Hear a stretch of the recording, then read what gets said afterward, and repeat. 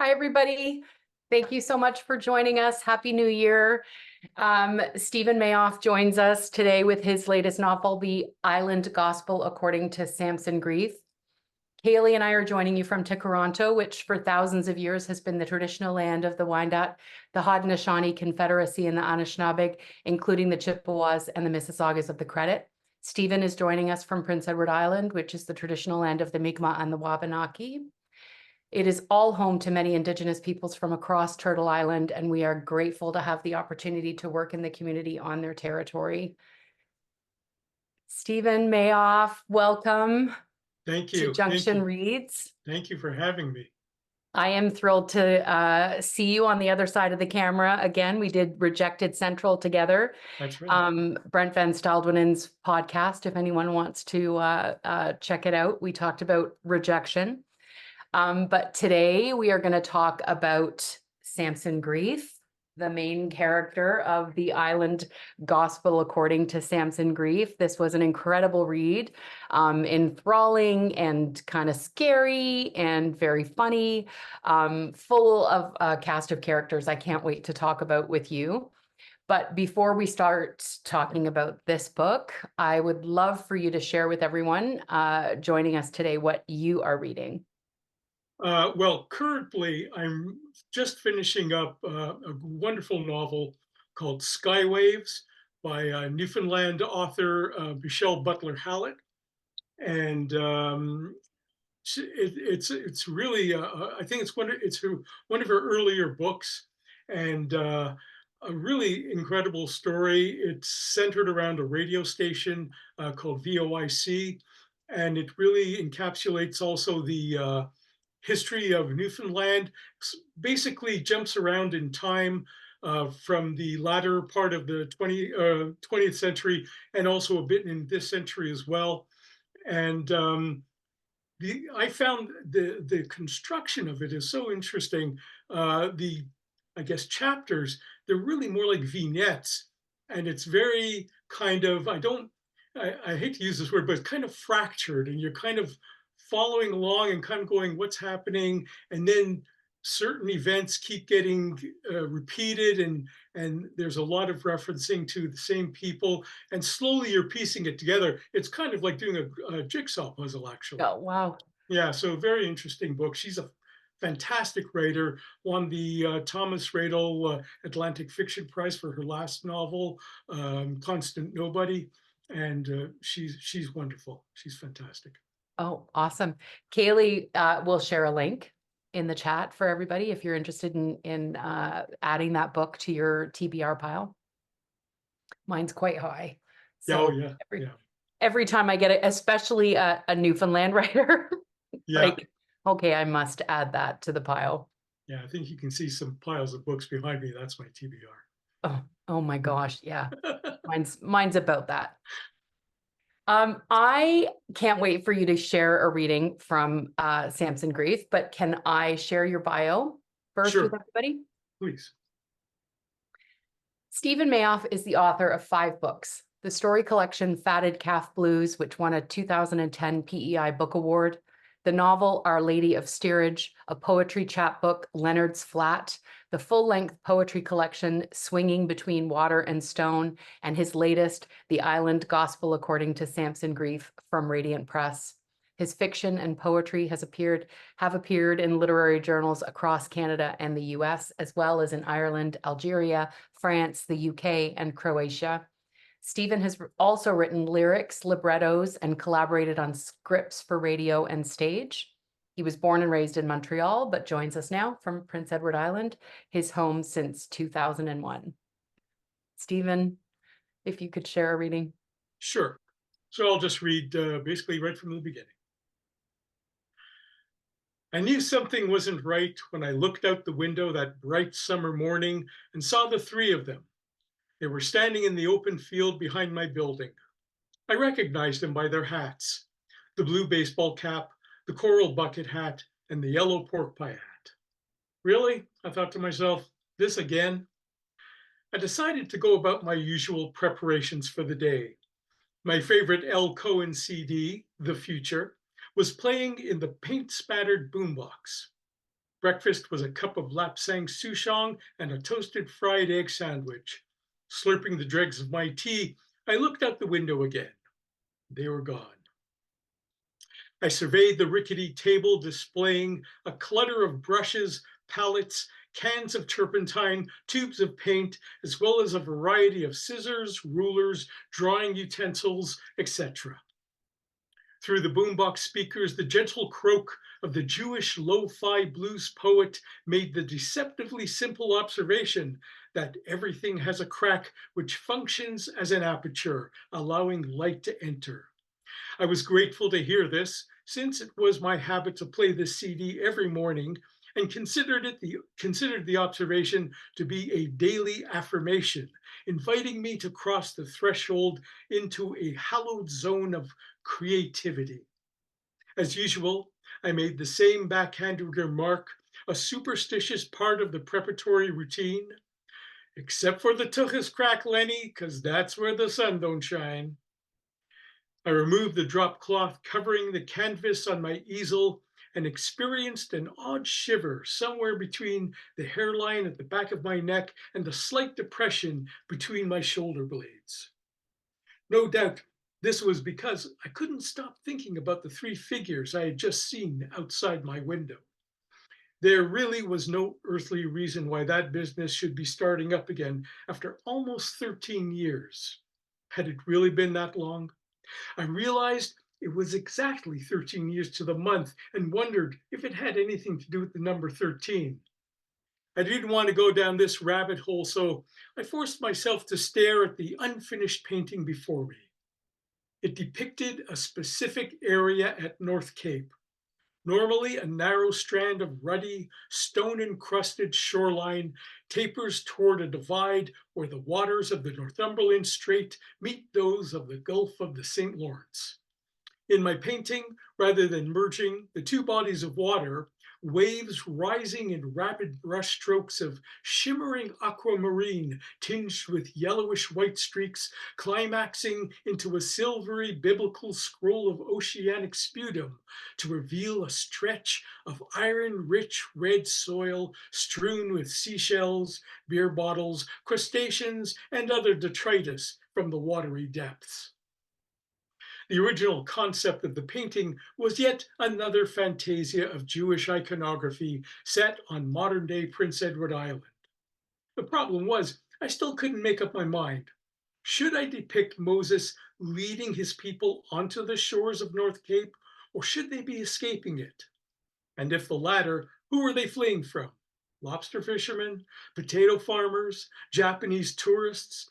The longer I surveyed this half-baked creation, the more I came to realize that my indecision was rooted in a personal conundrum I could no longer ignore, no matter how many tubes of acrylic I slathered onto the canvas. I looked out the window again.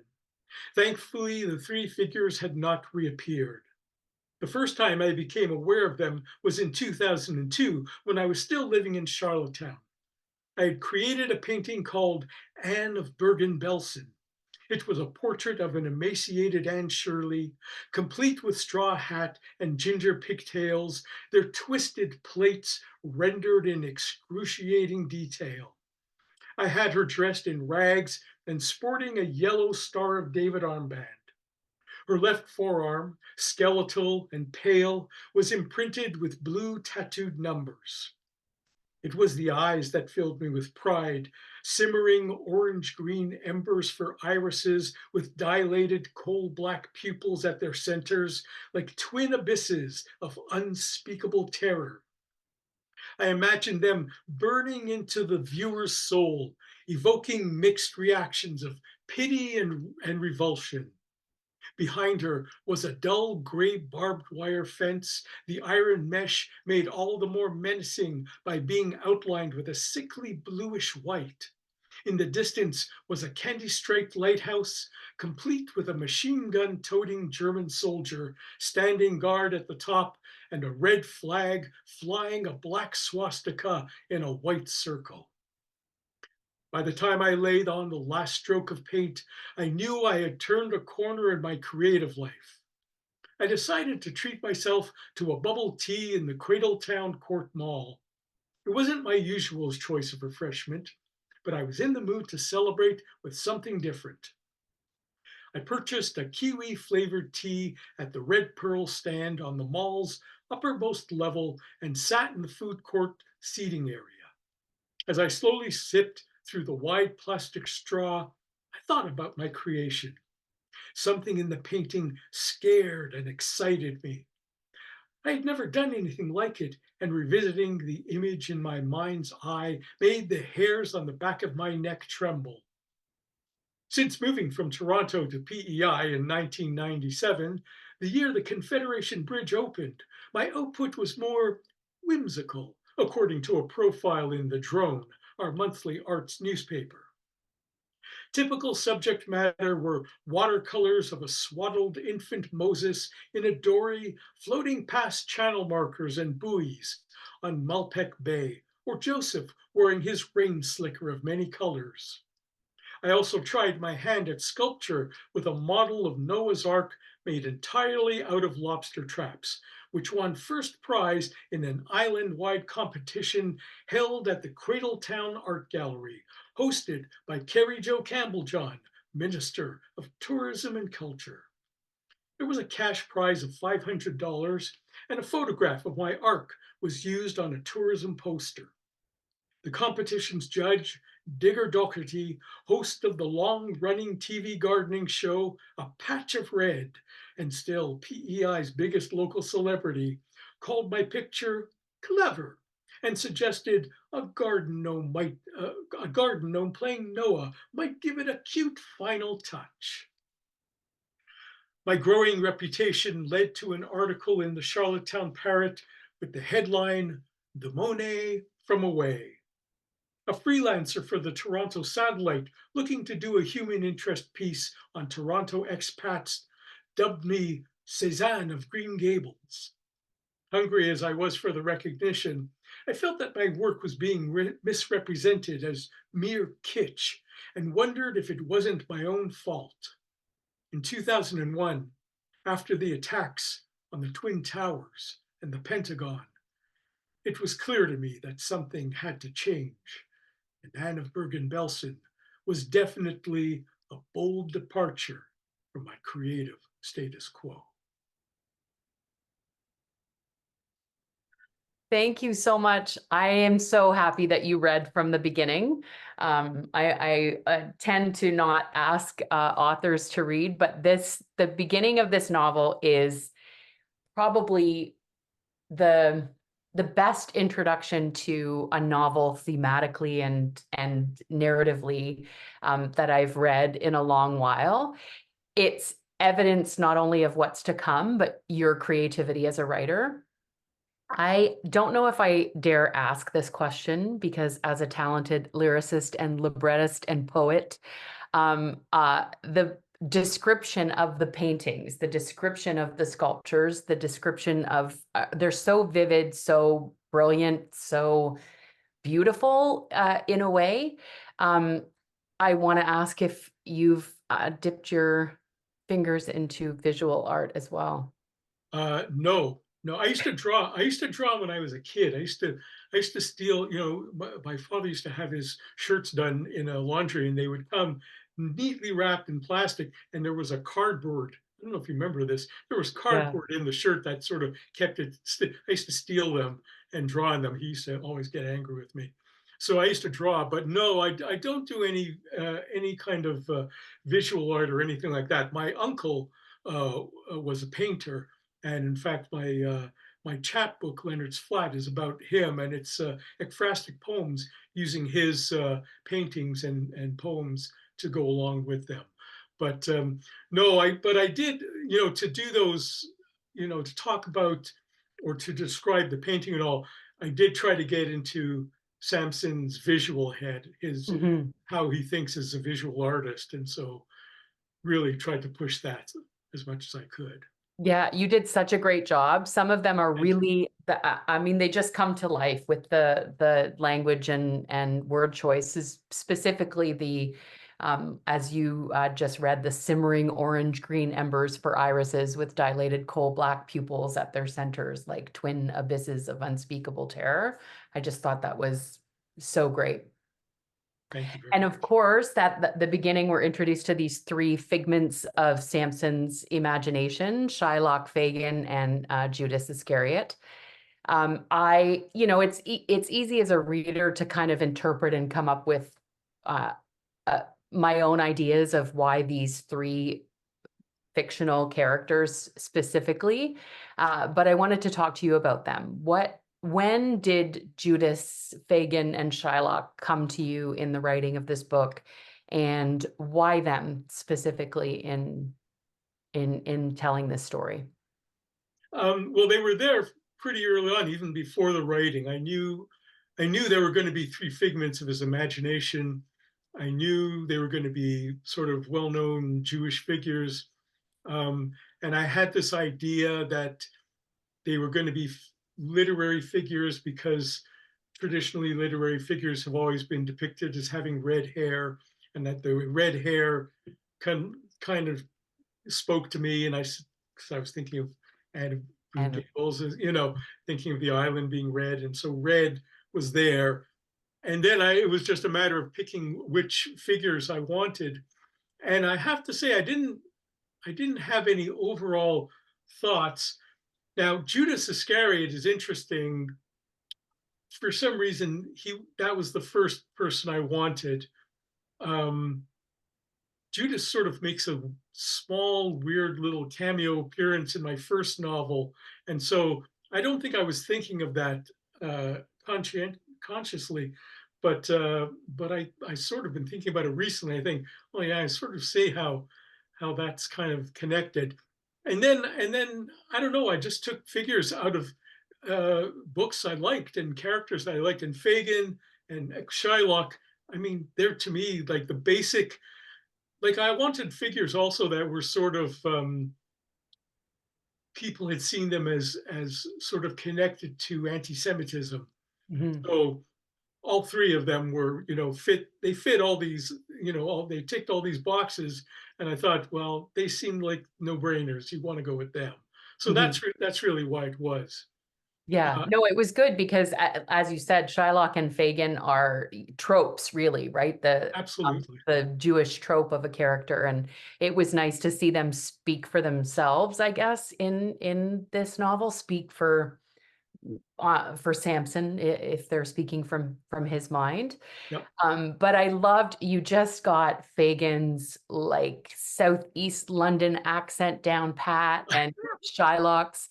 As I was reading a lot of Shylock's dialogue, I was transported to, grade 9 English class English class. and Yeah. going, but also thinking to myself, I guess it's maturity, but also thinking to myself, wow, this just reads better, reads easier, is more comprehensible. And I wonder if that's because the character, is coming alive in this book as opposed to the grade 9 reading.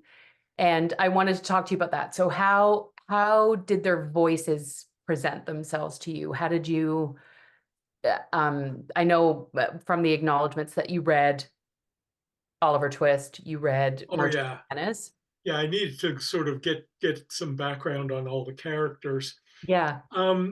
Finding the voices for them was scary at first, the challenge. I didn't know how, particularly the Shakespearean stuff, I didn't know Mhm. how I would do it.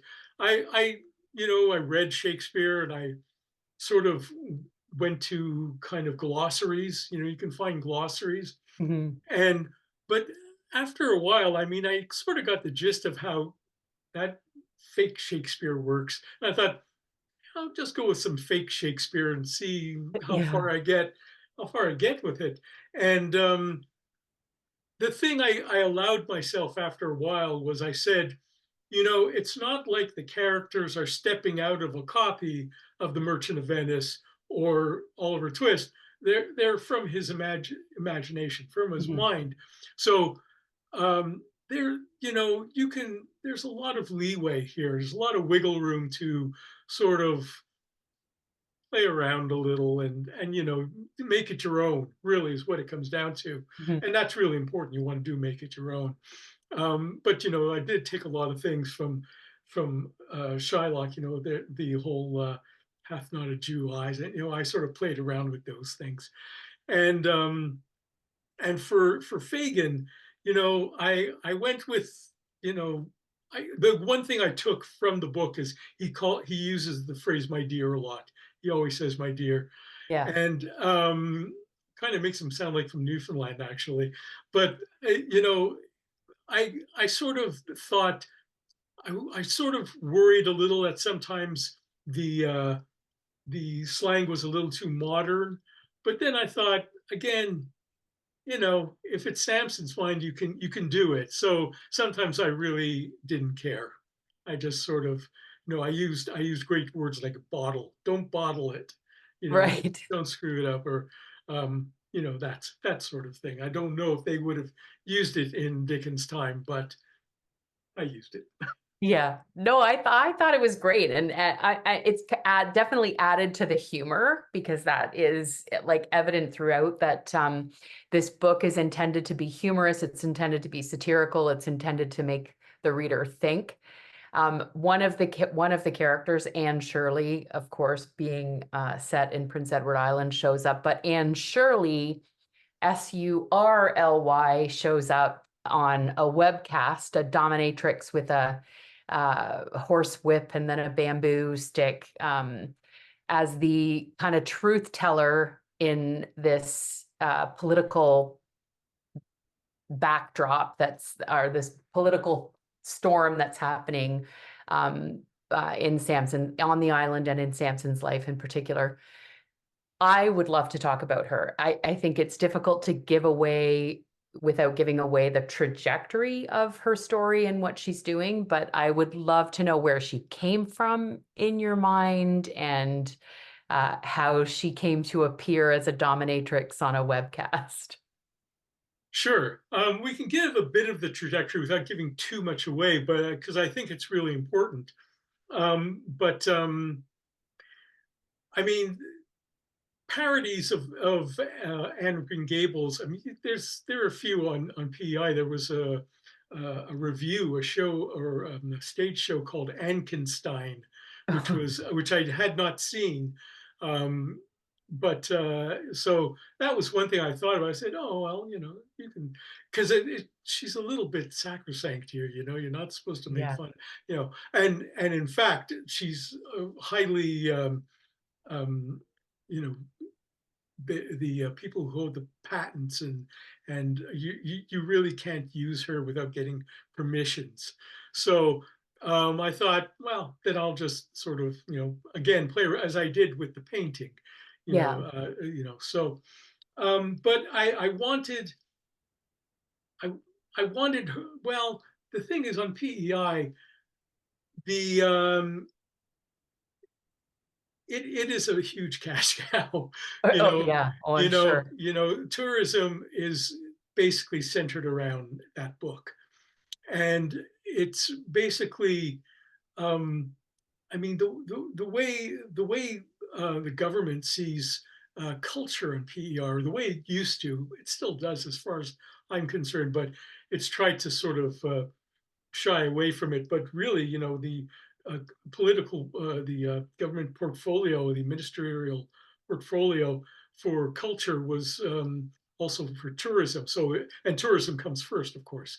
So Yeah. culture was there to basically help tourism, and so and she was being used. And I started to think about it from her point of view, and so it's hard to know how I came up with it, but suddenly I had this image of like I thought of the most outrageous idea, which was Anne Shirley as a dominatrix, and I thought, well, yeah, that could work. How could I do Yeah. that? And so, we had this character, and it just and I had to figure out how the character came into being, how she did it, and why she was doing it the way she was, and yeah, so I don't know. These things, it's really, when you say where they come from, I can't think I think it came from the fact that I needed a mouthpiece to talk about things that were bugging me. Mhm. So she seemed to be a kind of a go-to, kind of like the figments, Right. Yeah.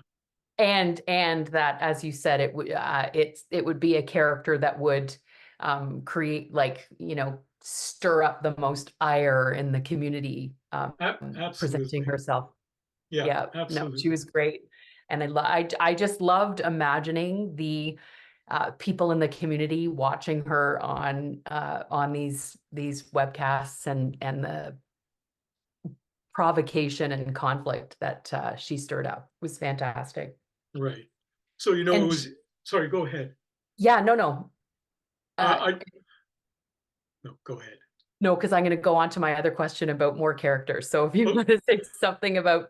no, all I want to really say about her is that, to sustain that character, and to talk about that trajectory just a little bit is Mhm, to, um, the fact that she was refining the character as the book goes along, and he was noticing that the videos were better quality, and mhm, something was going on. So, a lot of times I would ask myself, I mean, one time I was thinking to myself, who is the antagonist of this novel? And of course, the go-to is Ruben Arsenault, who you'll mhm, probably talk about.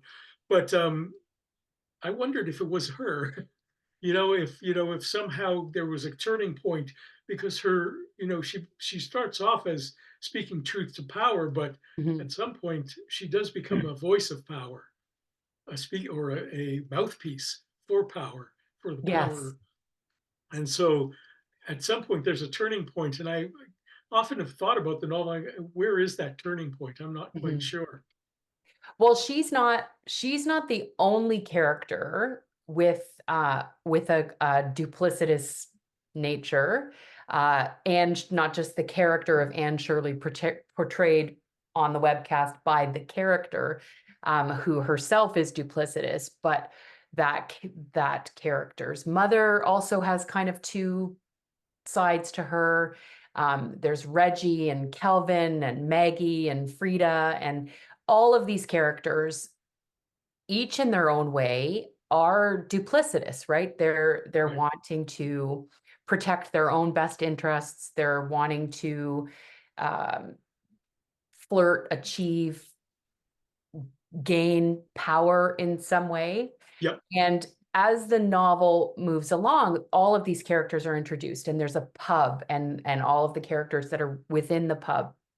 And a lot of times and it might just be me, when I read a novel with a lot of characters, I sometimes, again, it's just my writer's head, gets to thinking about whether or not any of the characters could be replaced by a singular character, if we really need all these characters. But in the end, every single one of the characters in this book plays a role that can't be played by anyone else, and plays a role that is essential to the telling of the story. But again, as a writer, I want to ask you about mapping out these characters, and how, in the structuring of the story, if you are a structurer, in the mapping out of this novel, how each character came to you, and how you decided to develop them in relation to the novel. Um, if when you say a structure, you mean, am I actually writing outlines and sort of character studies and things like that? It- Not at all. no. Don't do anything. Don't do it. If it's all up here, where Amazing. it's not. Yeah, it's amazing. It's amazing it stays up here. It's amazing it doesn't just fly out sometimes. And it does, actually. I read and reread and reread and reread by chapters. Right. And I go, I write it, I reread it, I revise it, I revise it, I revise it, and I go on and I push on. I do it as much as it, then I'm sick of it. And because, I, yeah, the whole idea of writing it and then I can't do it. I Yeah. always revise as I go along. And as I revise as I go along, I get to know the novel almost, not quite by heart, but pretty Mhm. much to a point where I'm sort of 100, maybe 150 pages in, and I sort of go, oh, there was something that just I got so, and I go back and I kind Yeah. of know where everything is, and Wow. that's the only way I can do it. That's incredible. And Yeah. so is there no moment, in the first 50 pages or the first 75 or 100 that you think to yourself, there's this character, this, owner of the bar, Maggie, and the co-owner Pius are going to come in and do this, that, or there's no forethought. They just kind of appear, and then when they do, you use them as Yeah, well, when they, yeah, I guess so. To me, for me, right, the writing, so much of it is on the fly. Mhm, I'm your and you don't know what to. I mean, I have characters, and I go for long walks. Ideas come to me, come back, but it really is. I don't know. There's not a lot of forethought. There's a lot of afterthought.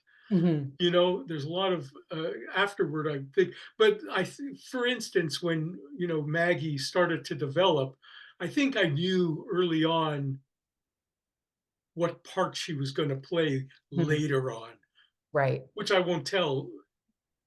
People haven't read this, Yep. but what part, the important part she was going to play later on, and it Right. turned, and I realized, and so and then and then you realize things start to gel. She tells that story about when she was a teenager, a runaway in Toronto, and so she has the nickname from a Pink Floyd song. So because I had Pink Floyd already in there, I Yeah. thought, oh, great, this is all kind of working out. Things kind of work out as you're developing, and so you're making connections and you're saying, I can use this. Oh, hey, look, I can use that. Mhm, And there are times when I think that the story exists already, and that it's not taking dictation, and it's not but it's somewhere. To me, it's like you have a slab of marble, and you're chipping away pieces because a sculpture's in there, and you just have to chip away the right pieces. mhm. And so it's kind of like that for me. Yeah. It's somewhere, it exists somewhere on some other plane, and I don't know, I'm getting little bits of it. Right. I totally agree with you. There are times, I'm sure every writer who's joining us right now can agree that there are times when you write 5 paragraphs and you look back and you go, holy crap, where did that come from? And you mentioning yourself that Judas Iscariot showed up in a previous thing, and who knows if he's not going to show up again in some other in some other iteration in another piece of your writing or um, work. Well, it's interesting, in that earlier novel, it's a relationship between two women, and sort of there's this cycle of rescue and betrayal. They know each other through, sort of, they know each other. They're in and out of each other's lives for 40 years, Mhm, and it's cycles of rescue. They rescue each other in certain ways, and they betray each other in certain ways. And there's a lot of betrayal in this novel too. Um, Samson gets betrayed by a lot of people, and it seems like it's a theme. It's some kind of recurring theme. It's appeared in other stuff I've been writing recently. So yeah, yeah, definitely with the duplicity in every single character. yeah. I can imagine that that's something that's in your subconscious that's just working its way out. But you talk about this previous piece and two women being at the heart of it. I think that was one of the most impressive things about this book. There are, not just Maggie and Aziza and Zina and Frida and all of these women who, collectively play an important role in Samson's life, but also individually in the story.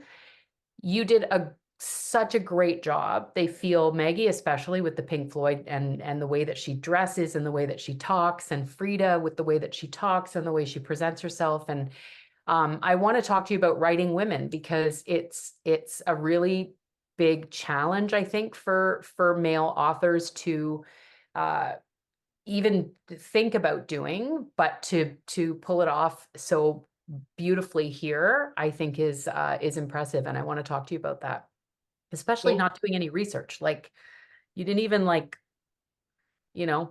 look up the female reproductive system just for fun. I may have. I try to do some research. Yes. I'm not great at research, but research is always something I do on the fly. Excuse me. Well, thank you. First of all, thanks for that. I do, I appreciate hearing stuff like that, particularly from other women writers who, it means a lot to me because I just will say quickly, I believe we need to have diversity in our writing.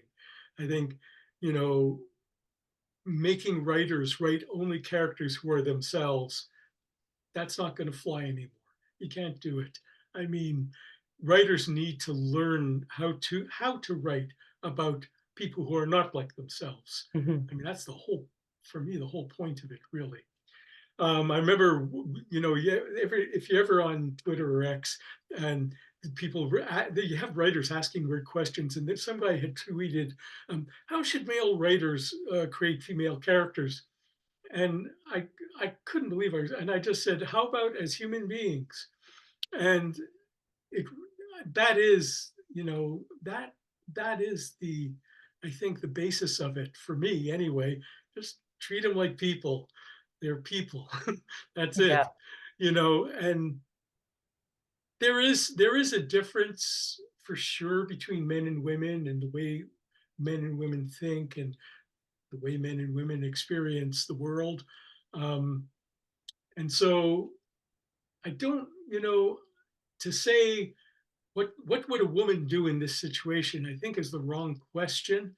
The question is, what would my character do in this Mhm. situation? And take into consideration that your character is a woman or your character is of color or something like that.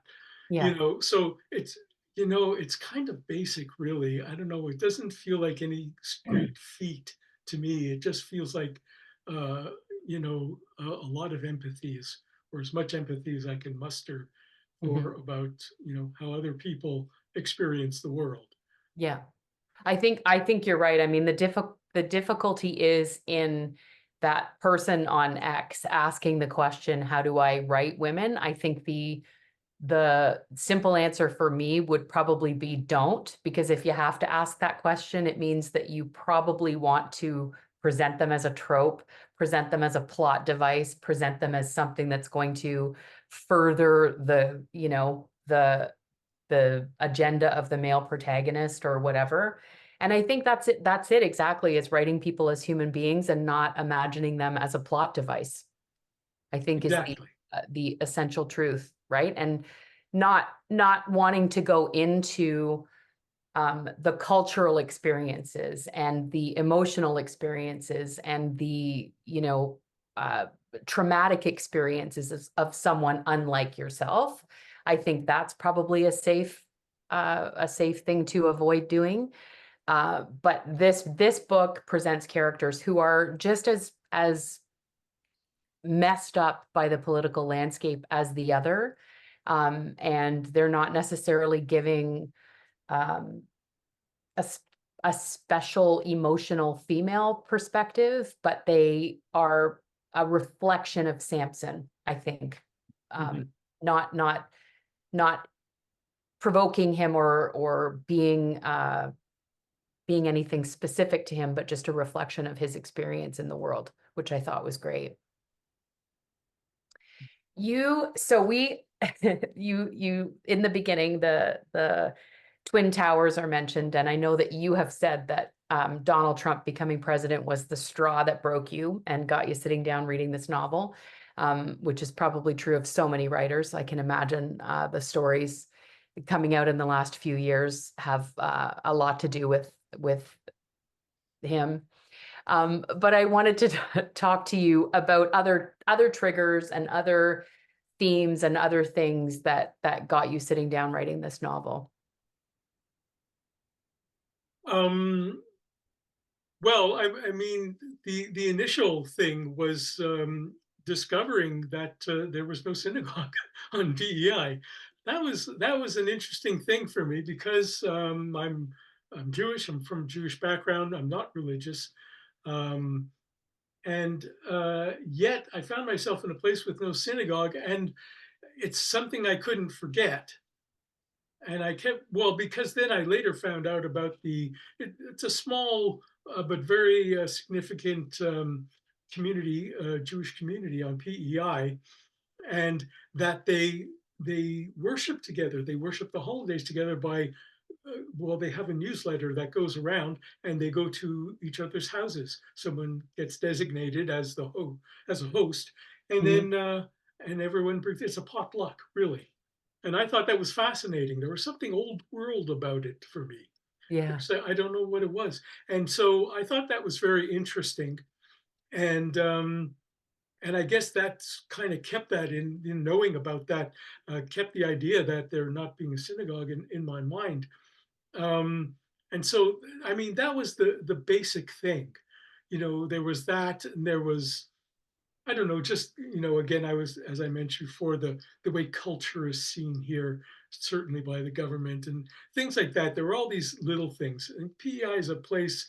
I've lived here for 22 years. It's going to be 23 years this year.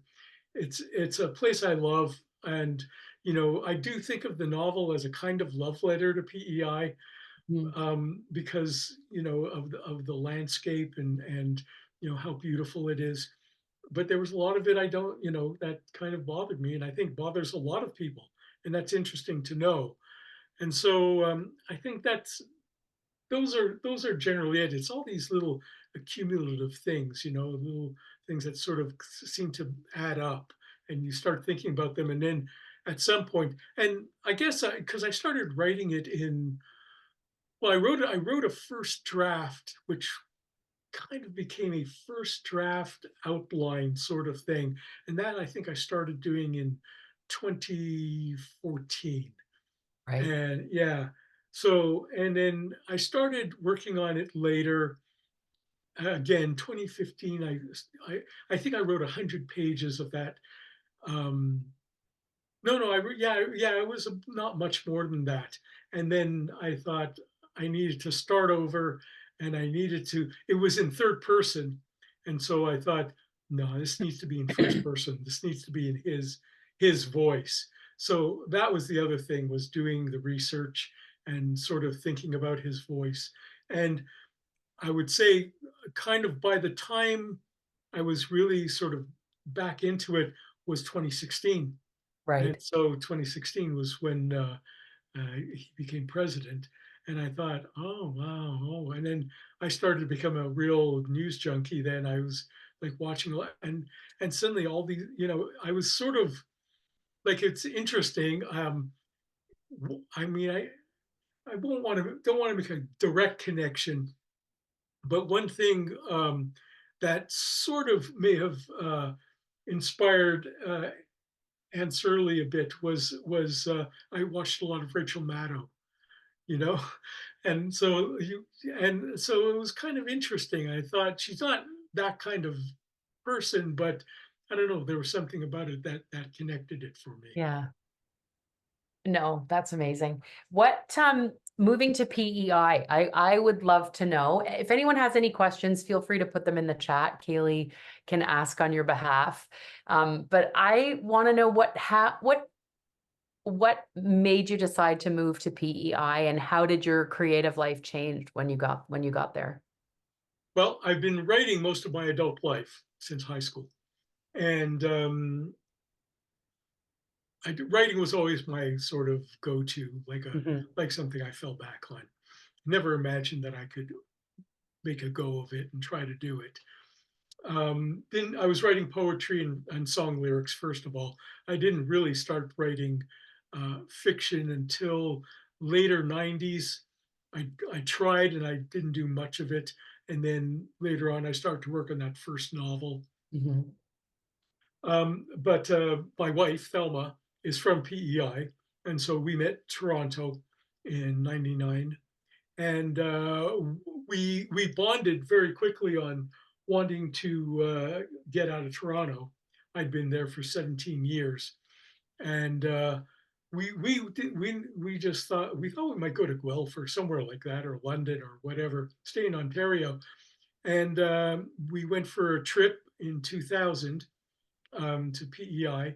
Her parents were living here, and at some point, like they were staying in their cottage, which is kind of right where we are, sort of. And uh, her her mother was saying that they weren't going to use the cottage anymore, and we didn't even. It was like telepathy, a moment of telepathy. We said, "We're moving here. I guess we're Yeah. moving here. Yeah, we're moving here. We're going to live in this cottage." So we did that the following year in Wow. 2001, and we didn't know what we were going to do. We didn't know what the job. Well, jobs are hard here, hard to find. You really Mhm. have to kind of be very inventive on your own to get work. And but when I came here, it was kind of like, no, I'm going to write. This is what I'm going to do. And that's when I started, and that's when I started to write prose fiction. Mhm. Really started and really started to focus on it. And so I was working on this novel. In between, I was writing short stories, and I gathered more short stories before I finished the novel. And so I started to send out manuscript and slowly started publishing, and it just came along. But how it affected my writing was I just focused, because it was strange. I sort of, I guess I came to a point where always in the back of my head I wanted to be a writer, Mhm. and I said, this is it. I was 45, right? I was Right. a baby. So 45, and I thought, well, it really is. You're. This is it. You got to do it, Yeah, and it scared the crap out of me, of course. I'm But I did. sure. But I did it. You just sort of find your way and do it. Yep. So Good for that's you. yeah, yeah. That's amazing. I think it's a dream of everybody. I think it's like, where could I move? If you live in Toronto or Montreal or Vancouver, it's like, where could I move? Always this fantasy of getting the hell out and then just not doing it. Well, that's the thing. Well, the thing is, I think for most people, they say, well, in the perfect conditions, I Yeah, could do it. And I suddenly realized these are as perfect the conditions as it's ever going to be. I yeah. thought, wow, it really was a case of be careful what you wish for, because you're going to get it. And I went, oh man, someone gave it to me That's right, right. right between Like, the eyes. It's like, anyway.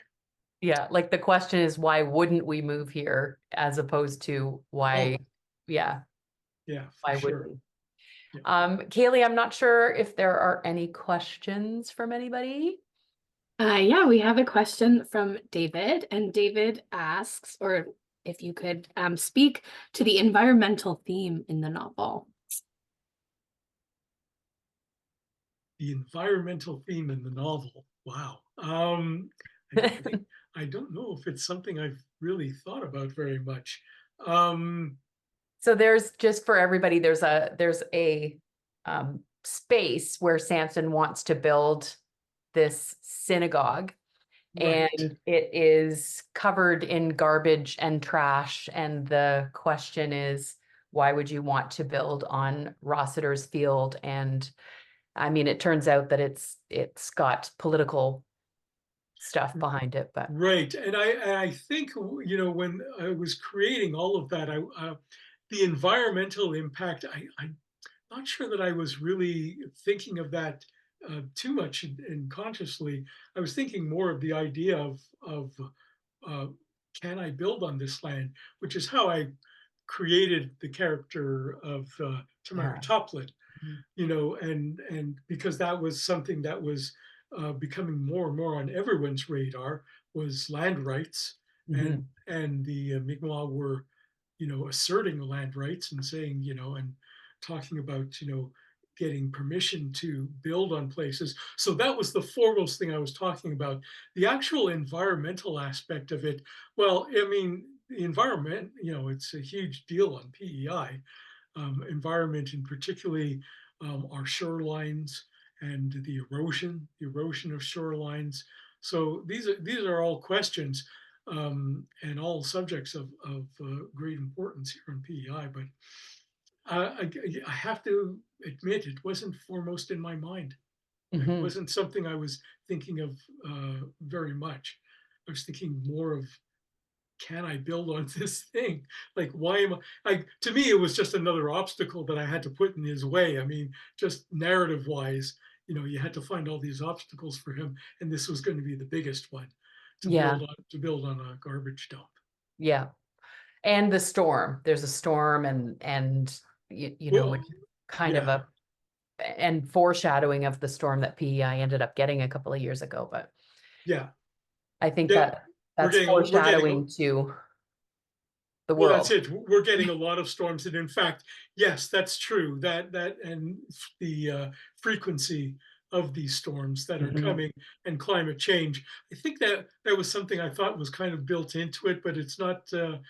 Not. Yeah, it was just something that was seemed to be part of it. Yeah. Yeah. Like it's a part of everyone's life now, right? Like Well, it, that's kind of the way it is. I yeah. mean, since a year has, over the past year, we've had storms. We just have like winds, and of course, we have where I live. We have it's 22 acres of woods, and Wow. we have our power line right along the lane that leads to the main road here. And every time there's a storm, our power goes out because a tree hits Right. our power line. And Maritime Electric, they know who we are now, and Oh my gosh. I'm sure they're dreading our phone call Right. saying, "Yeah, our lines are down again." So it really has become a kind of new normal, which Yeah. is pretty scary, actually. Yeah. Sad. Yeah. Kaylee has two more questions, and then I want to talk about Stephen's rock opera that's coming to Toronto on February 4th. Okay. Two more Um, questions. so our second last question, it came while you were reading, but then another part of it revealed itself, which is why that choice of tea. So this was in relation, I think, to the Lapsang Souchong comment, but then later on, I also noticed that there was a kiwi tea that was selected. So if you can speak to why those tea choices. No, in fact, there was much more tea in this novel before my editor, Dave Margocius, came into my life. And he said, we're getting rid of this tea, the tea's out. So I had all kinds of tea, because there's a place that he goes to called Sadie's Tea Room. And so there was a new tea every time. He was trying new teas all the time. And there was a whole list of teas that he was drinking. And so the only reason these are there, these are the ones that didn't get cut. So that's really all it is. Lapsang Yeah. Souchong, I like the sound of it. I've never drank it myself. I don't know. And I've never had bubble tea either. In fact, I'm not a tea drinker, I'm a coffee drinker. But so that's it for those two reasons, for those.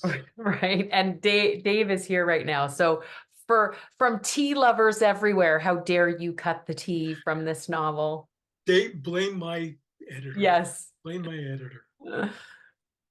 I'm a big tea drinker, so I would love a little tea sprinkled throughout a story.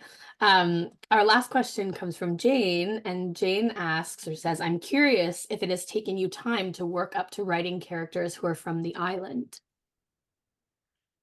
Yeah, well, it has, and again, I had to.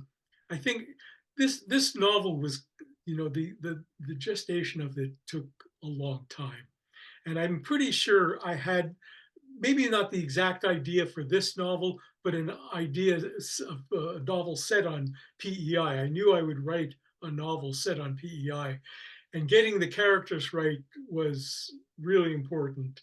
And it was, again, it kind of scary as trying to write Shakespearean, trying to, get. Yeah. Um, so yeah, it took me a long time to do it. I guess I started writing the novel when I felt more at home with myself being on the island and having met islanders, and and at some point, of course, I was going to let Thelma read it, and she was going to tell me, no, no, that's not cutting it. But yeah, it did take a long time. It took me a while to feel comfortable doing that.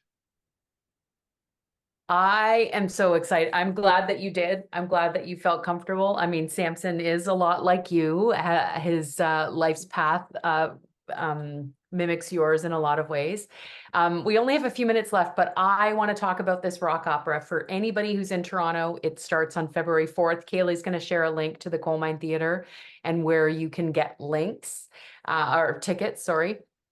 And so I want to talk about what you put into this rock opera. It's based on the Bacchae by Euripides, and which is amazing because I think I've seen 2 or 3 different modern iterations of Euripides play. So I just want you to talk about the play and plug it and tell everybody why they should go see it. Sure. So Ted Dykstra is the co-founder of Coal Mine Theatre. Ted and I know each other since 1981. The moment we met, we started writing songs together, and we wrote together for about 20 years. We actually wrote a different rock opera in the late 80s and developed it throughout the 90s based on Picture of Dorian Gray. And then when I moved to PEI, we kind of stopped writing. We were both doing other things. And then when COVID came and the lockdowns came in 2020, we started writing again. We wrote a couple of songs. And then Ted said, he wanted to do this rock opera based on the Bacchae. He had been in the Bacchae. He played Pentheus. Mm-hmm. And would I be interested? So first of all, I had to read the Bacchae. I had to read it a few times before I could understand it. Mm-hmm. And I still couldn't get a handle on it. Part of my research of trying to understand it was just going on YouTube and searching Bacchae. And I would come up with these usually university lecturers talking about it. And so I would sit and listen to them, and it was pretty dry stuff, but some really interesting ideas came out talking about Dionysus's duality, mm-hmm. Dionysus, the origin of Dionysus. His mother was a mortal, Semele, and so she was Zeus's lover. And after she wanted to look at her lover's face, and of course mortals can't look into the face of a god, she was immediately incinerated. Zeus reached inside of her, pulled out the fetus, planted it in his thigh where it gestated, and then was born as Dionysus, or Bacchus. And so Dionysus is half mortal and half human. So there's this duality. So a lot of the lectures were about the duality and why Dionysus mm-hmm. can roam on the earth. And I thought, oh, okay. So I started to get these interesting ideas. And then like a better handle on the play, because one of the big things about the play is at the end, I mean, it's a very violent, bloody ending. Yeah. And, Ted said to me, what does this ending mean, do you think? And I go, damned if I know. But, so I had to think about that for a while. But then I was, Ted had come to me basically with a snippet of music, with a snippet of his own lyric, and it was Pentheus. Pentheus has been on a trip at the beginning. He returns and he finds that Dionysus has stolen all the women from Thebes and made them his followers. And he's angry and he's yelling at his advisors and he's saying, who? And so this little snippet was this. Him mm-hmm. yelling at his advisors and they're swearing. And I thought, so that gave me, like I said, okay, I'm going to use this and this will be the start. So it's going to be like this. It's going to be modern language. Yeah. Okay. And we're going to set it in ancient Greece. We'll set it in Thebes. Okay. Got that. And so I started to write stuff and, used the worst language I could and really went for it. And But then I started to think, so now this is 2020, and 2020, Donald Trump comes into this again. He's getting his butt kicked by COVID.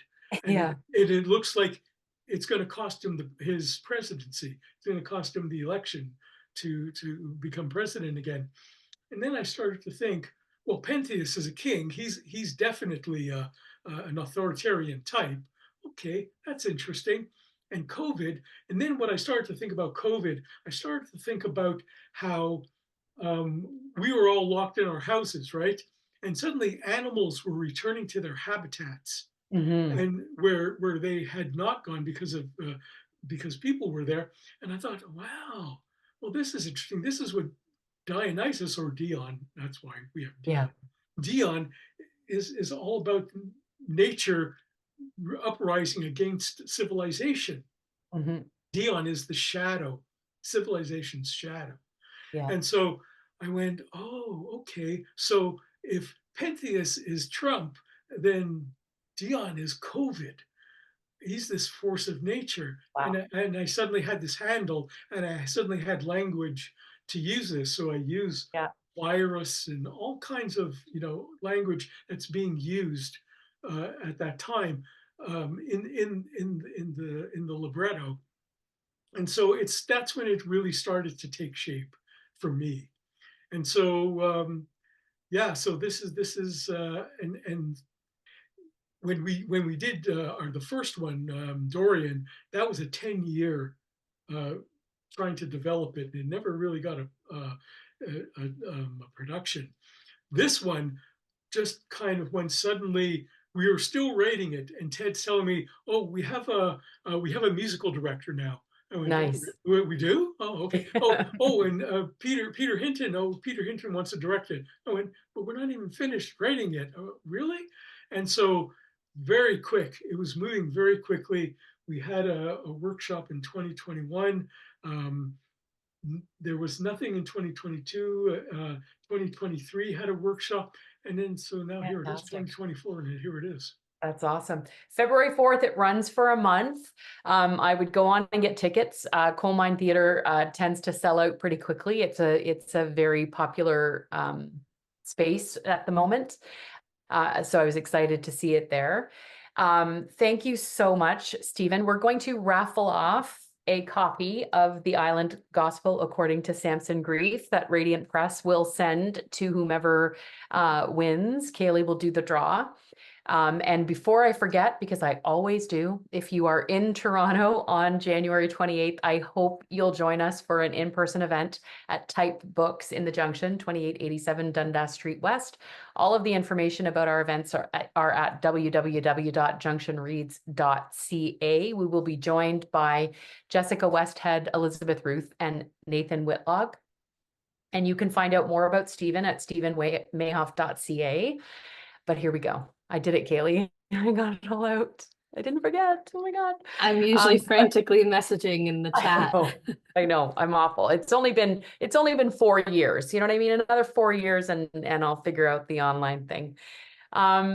So who is going to win a copy of Samson Grief?